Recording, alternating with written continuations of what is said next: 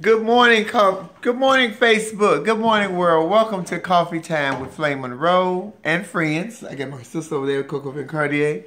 I got my Rashida right there. Y'all see her? Hey. So we got company today. Y'all got to be on my best behavior. We finally made it. For all the people who gave us well wishes and prayers and everything, we made it safely. When I tell you that Coco Van Cartier is a natural born truck driver, that bitch can paint a face and drive a truck like no other. Just make sure she got her In-N-Out burgers and her espresso shots of coffee. And I'm telling you right now, you can go to sleep on her and everything. Although I tried not to go to sleep on her. I nodded a couple of times, but I ain't go to sleep. I'm good company in the car. Ain't I, Coco? Oh!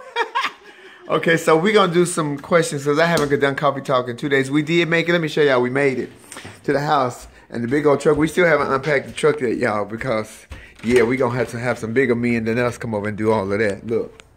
You see the big old truck? It's still, the only thing we did was took the car off. But we'll be sleeping in our own beds tonight and watching Empire on our own TVs. Praise God. Thank you, Jesus. So we got some very interesting topics this morning. I know some of y'all send me questions about pageants, but I don't want to talk about pageants right now. Let me tell you something. If somebody keep fucking you with no grease and you keep allowing it, then you just like to get fucked with no grease. Because if you don't, I'm not going to keep letting you just bust me to the head if you don't want me in your damn pageant. So some of these pageants y'all ask me all these questions about, I am not a pageant girl any longer. And if you feel like they keep getting you, you keep going back, you like to get got. Shit, that's it, period. Ain't no way around that. So here, right, gutted, disrespected. You like to be woe out. I got a very interesting question about mental illness in the community. They talk about in the trans community. So, do I think that people should go to psychological or go to see a counselor or whatever? Of course. If you feel that. But here's the problem with mental illness. People who have mental illness don't know that they have mental illness. So, unless you got somebody that suggested to you or to actually hold your hand and take you there, because as a transgender person, me and everybody I know who's transgender, we all got some mental issues. We all got a few little, and that's not to say that it's a bad thing, because if you're walking around thinking that there's nothing wrong with you, whether you're trans or not, then yeah, it's something wrong with you, because we all got some issues. You just need to know your strengths and weaknesses, and you need to accept your issues. My issue is I'm perfect, and nobody else understands that but me. But see, that's the wrong shit right there. So yeah, I had a couple classes. I'm just letting y'all know. So, but it is true, and they talking about in the trans community or in the black community, but they just changed it, because it used to be a child was slow or just a little bad or whatever. Now it's ADHD. All these terminologies is killing everything. Everything has a label now. If your child is a slowpoke, it's a slowpoke. Deal with it. Get a check and keep it moving. That was nice, huh? Oh, okay. Well, you know how we do. Next question was about beauty dysmorphia in the LGBT community. Why some girls get more work than others. Why some girls overdo it. We all see ourselves differently. And they say beauty is in the eye of the beholder. But that's what about the person that's looking at themselves in the mirror? You know, you have to see what it is. Some people don't see what it is. Going back to the mental illness, I think some people look in the mirrors and see, like, you know, you go to the circus and they have those trick mirrors and you have the long head or the wide hips or the short butt. Yeah, I think some people see that when it's not even a trick mirror. So I couldn't tell you what to do that. Hopefully you got somebody that will. No, because when you see that, you see that. And nobody can talk you out of it. It's a couple of girls in the community right now that's looking real strange this quarter. Real strange. And you look over here? No, not you, baby. And they keep going further and further and further. So I don't know what that is or what needs to be done about that, because hopefully I stopped when I was supposed to stop, although I want a couple more things done. But that's just from old age, because I'm almost 35, so it's catching up with me. Don't say shit, Coco. Then we woke up this morning to find out some disturbing news about suicide. Suicide in the community is extremely, extremely scary. And suicide, period, because here's my thing with suicide. I was raised up by my grandmother, who said that if you kill yourself, you go straight to hell and you burn in an eternal sea of fire in all the darkness for all eternity, and you never hear another voice or see another face. But that's how I was raised. That's my belief, which I also instill in my children, just so they'll be strong enough not to know to kill themselves. Because that's the only thing the Bible says that God won't forgive you for. But here's the other thing on the other side of that. I've been to that place. I've been there. And I'm telling you, that lady right there, that thing sitting in that corner, wash face, no base. When my baby mama left me, initially, my heart was broken. My spirit was crushed. My mind was warped. I still had my children, but I was devastated. And Coco is not my best girlfriend. That was Peaches. Or that is Peaches.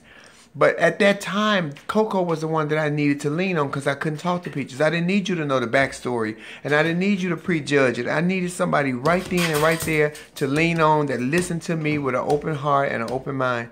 And God put her right there. I laid in that woman's bed up under her like I was a brand new baby because I wanted to kill myself.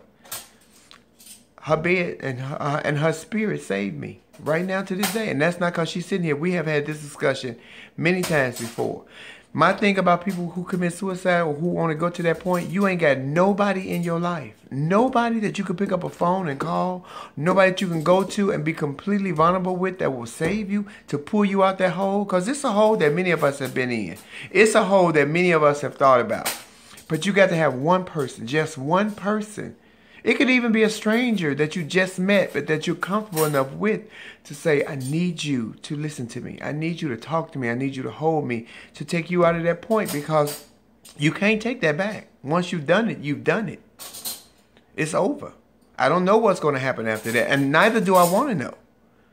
But you got to get somebody in your life that you're comfortable enough to save you, because that's what they're going to do. They're going to save you from yourself.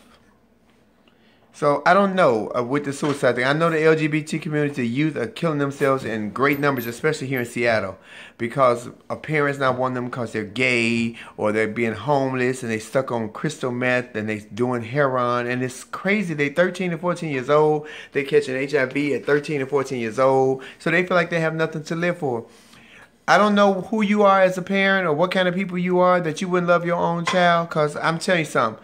I know the gay community is not going to like me for this one. I am so glad that I didn't get a faggot son. I don't know what to do. And I'm going to say it just like that because, you know, I don't believe in all that terminology words. I'm so glad I don't have a gay son. That might be all right if one of my daughters turn out to be a little studly. I don't think I'm going to have that issue either. But I promise you I didn't want a gay son. The life, I've lived that life. I know that journey. It's not good. It's not good. It is not good. And I don't care how much society has opened up to say, oh, we accept, we love, and we. It's still a black gay man in America, in racist America, and no thank you. No thank you. So no thank you. And if I lost some of y'all as fans, oh well. Oh fucking well. This is my choice because it's my kid. And I didn't choose his life. I would have known by now if he was going to be gay or not. I got a little brainiac, nerdy, game playing, a student genius. That's a thinker and a problem solver and a very, very respectful young man. He will always respect everybody, gay community and everything else. So with suicide, please, people, find somebody that you're comfortable enough to talk to help save you. Then this last thing is about silicone. Yeah, okay, we got some bad botched stories out here. It's some bad people pumping some bad silicone and some good people. But you need to do your research and and check people out to find out whether the stuff is good or their work is good. Talk to other queens. Don't talk to jaded queens either. Talk to somebody who's been and had a good experience with this person before you put it in. Because this silicone I got is 20 years old. I ain't been pumped since 95. Thank you, Michelle Malden, for the good grade medical silicone. Because they putting anything up in you now. But you have to do your history for yourself, because another queen will tell you anything, especially if she got a botched body. She wants you to have a botched body. She don't want to be on that train by herself, on the botched train by her damn self. And some stuff is irreplaceable and irreparable, if that's the word. So just do your research. This is Coffee Time with Flame Monroe. If I ruffled any feathers today, I didn't mean to. I'm just giving it to you how it is. I love you, and I look forward to speaking with you tomorrow on Botch. I'm back at home in Washington. I'm very happy we're going to be unpacking boxes all day. But I will be ready for Empire tonight because Cookie is back in effect. Peace.